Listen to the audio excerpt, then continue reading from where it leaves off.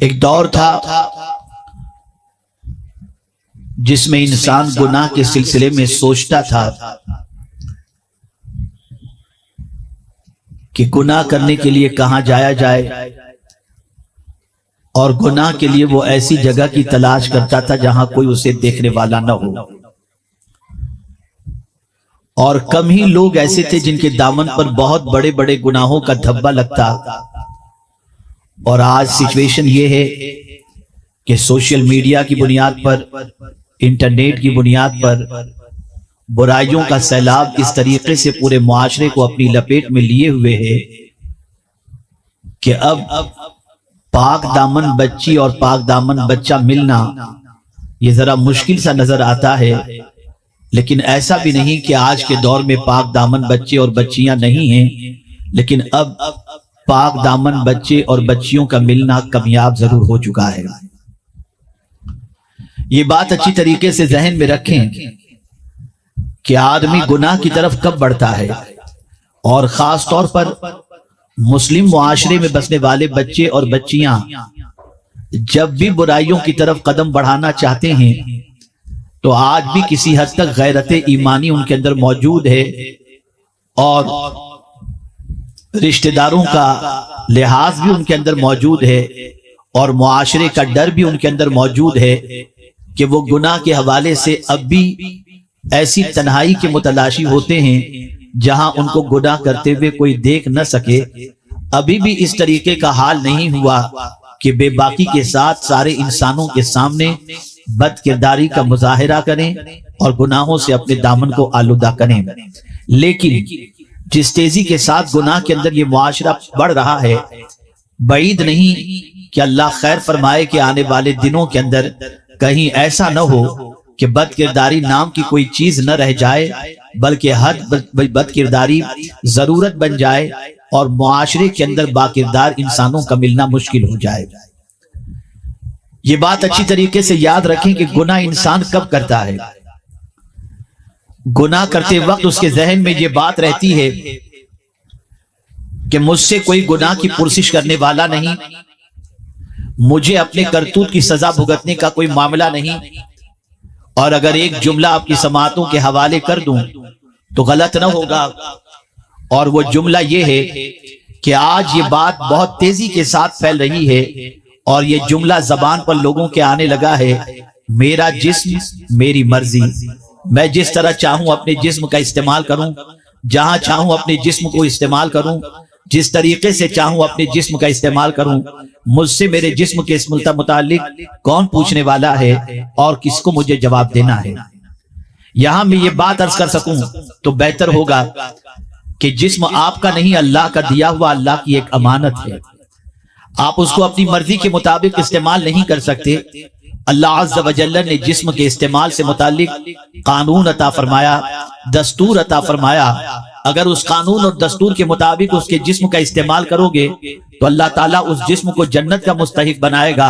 اور اگر اس کے قانون کے خلاف جسم کا استعمال کرو گے تو جہنم کا سزاوار ہوگا۔ اس لیے یاد رکھیں، جسم آپ کا نہیں، جسم اللہ کا دیا ہوا ہے، اللہ کی ملکیت ہے، اللہ کی عطا ہے، اس پر قانون چلے گا تو آپ کا نہیں، اللہ کا چلے گا، دستور چلے گا تو اللہ عز و جل کا چلے گا۔ اسی لیے پروردگار جل جلالہ نے قیامت کا دن رکھا ہے تاکہ اس قیامت کے دن میں اللہ عز و جل بندوں سے سوال پوچھے، یہاں تک کہ آنکھوں سے بھی سوال پوچھا جائے گا، آنکھوں کے بارے میں سوال پوچھا جائے گا، کان کے بارے میں سوال پوچھا جائے گا، دل کے بارے میں سوال پوچھا جائے گا، زبان کے بارے میں سوال پوچھا جائے گا،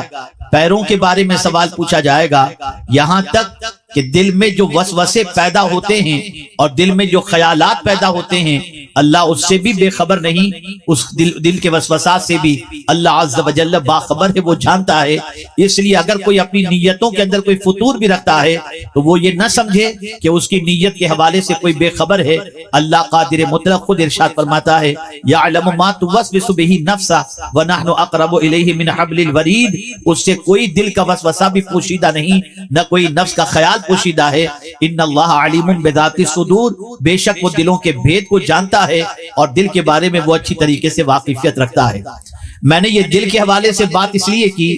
کہ آج کل ہماری بہنیں یہ کہتی بھی دکھائی دیتی ہیں کہ یہ پردے کی کیا ضرورت ہے، دل میں پردہ ہونا چاہیے. تو میں جانتا ہوں کہ دل میں پردہ کتنا ہوتا ہے اور کتنا نہیں ہوتا. اللہ کے رسول صلی اللہ تعالی علیہ وسلم سے زیادہ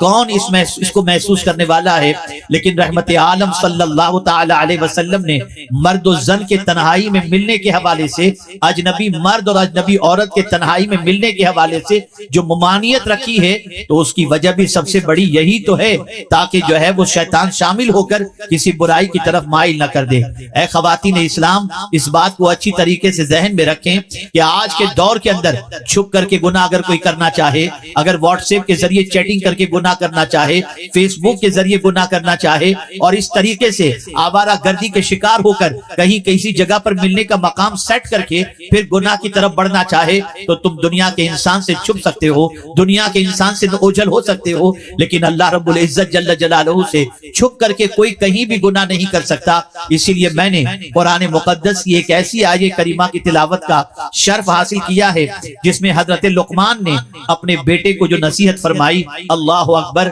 حضرت لقمان کی نصیحتیں اتنی عظیم تھی کہ اللہ عز و جل نے حضرت لقمان کی نصیحت کو اپنی کتاب کے اندر جگہ عطا فرمائی. حضرت لقمان اپنے بیٹے سے کیا فرما رہے ہیں؟ غور سے آج میری بچیاں خواتین اسلام اس بات کو سماعت کریں. یا بنیہ، اے میرے بیٹے، انہا ان تک مثقال حبۃ من خردل فتکن فی صخرۃ، اے میرے بیٹے، اگر تو پہاڑ کی کسی چوٹی پر یا کسی غار میں کہیں بھی جا کر کے اگر تو گناہ کر، او فی السماوات او فی الارض، یا زمین میں کہیں بھی یا آسمان میں کہیں بھی، یاتی بہ اللہ، بے شک اللہ اس کو لائے گا. جگہ کا سلیکشن دیکھیے. ایک باپ کی ذمہ داری اور ایک ماں کی ذمہ داری اپنی اولاد کو نصیحت کے سلسلے میں کتنی عظیم ہونی چاہیے، یہ آیے کریمہ اس کی نشاندہی کر رہی ہے. حضرت لقمان اپنے بیٹے کو اس دور کے اندر گناہ سے بچنے کے حوالے سے فرما رہے ہیں، اور گناہ کے سلسلے میں اس کو تنبیہ کرتے نظر آتے ہیں. جس دور کے اندر گناہ کے اتنے ذرائع موجود نہیں تھے، گناہ کے اتنے وسائل موجود نہیں تھے، گناہ کی طرف مائل کرنے والی اتنی چیزیں نہیں تھی. اس زمانے میں ہوائی جہاز کا دور نہیں تھا، لیکن قربان جائیے حضرت لقمان کے ارشاد پر کہ ارشاد فرماتے ہیں کہ ذرے کے برابر بھی، حبے کے برابر بھی، دانے کے برابر بھی اگر پہاڑ کے کسی غار کے اندر یا پہاڑ پر یا گنبد پر کہیں بھی جا کر اگر کوئی شخص گناہ کرتا ہے، یا زمین میں کہیں یا آسمان میں کہیں، اللہ اسے لائے گا. میں حیران ہوں، یا اللہ، جب آسمان میں گناہ کیسے انسان کرے گا؟ تو آج کے دور میں ہوائی جہاز میں سفر کرنے والا انسان اس چیز کو محسوس کر سکتا ہے کہ آسمانوں میں بھی پہنچنے کے بعد، خلا میں پرواز کرنے کے بعد بھی انسان اپنے دامن کو گناہوں سے آلودہ کرتا ہے. اور اسی طریقے سے میرے پیارے آقا صلی اللہ علیہ وسلم کے پیارے دیوانوں، زمین میں بھی بہت سارے مقامات ایسے بنائے گئے جہاں پر انسان چھپ کر کے گناہ کر سکتا ہے. لیکن قرآن کہہ رہا ہے، حضرت لقمان کہہ رہے ہیں، زمین کا کوئی چپا بھی اللہ سے پوشیدہ نہیں، آسمان کا کوئی علاقہ بھی اللہ سے پوشیدہ نہیں، پہاڑ کی کوئی غار بھی اللہ سے پوشیدہ نہیں. اگر رائے کے دانے کے برابر بھی کسی جگہ پر کوئی گناہ کرے گا، یاتی بہ اللہ، اللہ اسے لائے گا. اور پھر اس کے بعد کے جملے کے اندر اللہ کی قدرت، اللہ کی شان، اللہ کی ذات کی کیفیت کا ذکر فرما کر اللہ عز و جل کے مقبول بندے حضرت لقمان نے اللہ کی شان بیان فرمائی. ان اللہ لطیف خبیر، کہ بے شک وہ باریکی سے جاننے والا ہے.